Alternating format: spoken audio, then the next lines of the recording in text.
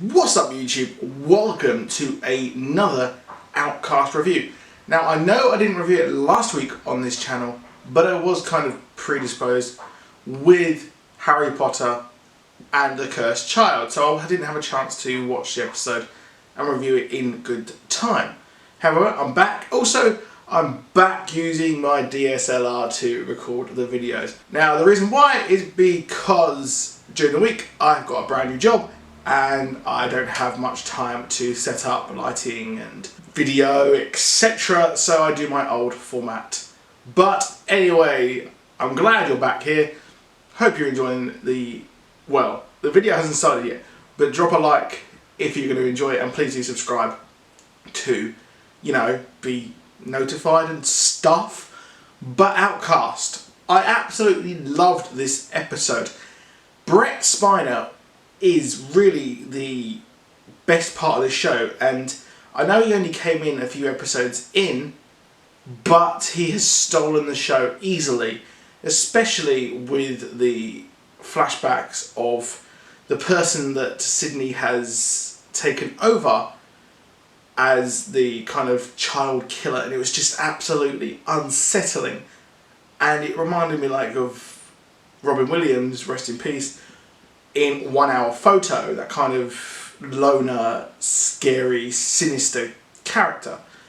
Let's just move on from that, because that just absolutely unsettled me when he said, "We've got a treat for you," and I was just like, oh god. But Brett Spiner is a fantastic actor, and he's proven to be the best thing in the show, like I just said.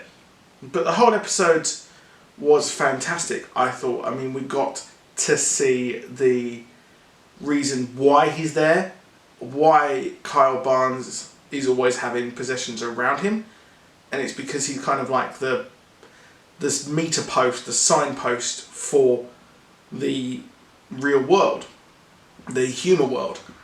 And Sidney has said that, well, you're a match in the dark and we come towards you, and it's easier to get to the kind of real world, which isn't good, because obviously more and more people are going to come to the town of Rome, which, yeah, that's not good, is it? Let's be honest. But it was cool seeing him, and it just shows that, well, he let that kid run off, which was interesting, because it shows that the devil maybe isn't that bad. I know that's an odd thing to say, but it kind of let him really just escape, which was odd to see, I thought. Very, very strange thing, considering the dark nature of the show.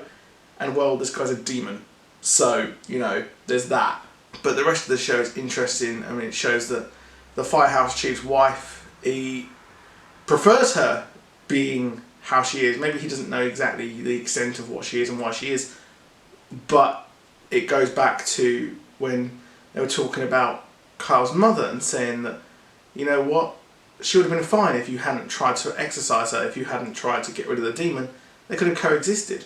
But then Kyle retorts saying, what kind of life is that? What would she be? What would she have survived as? Which I can see both sides of the point. I mean, his poor mother is in hospital, but you know what? Maybe if he hadn't tried to do the good thing, things would have been okay, which is what Reverend Anderson is doing. Maybe if he hadn't been trying to do the good thing, well, maybe everything would have been kind of working out for the better. But obviously we know that the Reverend, he isn't doing things for the right reasons. He's not doing it for a unshakable moral good. He seems to be doing it just to make himself feel better and feel better about the world around him, which isn't what he should be doing.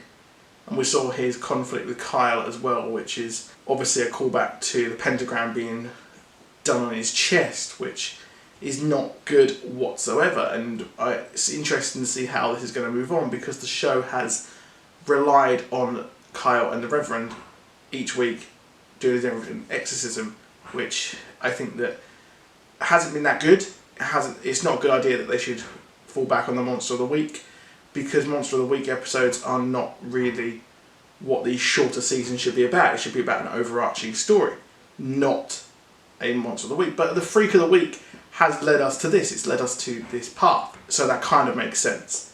And moving forward, just like Preacher, once they've hit their stride in the lore, now they can move forward and explore it and deal with the repercussions of that. But we've got the ginger kid who is an absolute fucking dick, and he is now with Sidney as well, so it's interesting how he's going to treat him, because he keeps getting the flashbacks of the kid in the kind of padded room. So I'm not sure if that's kind of bleeding through of the personality of the human. Is he going to become that person and that kid's going to get killed?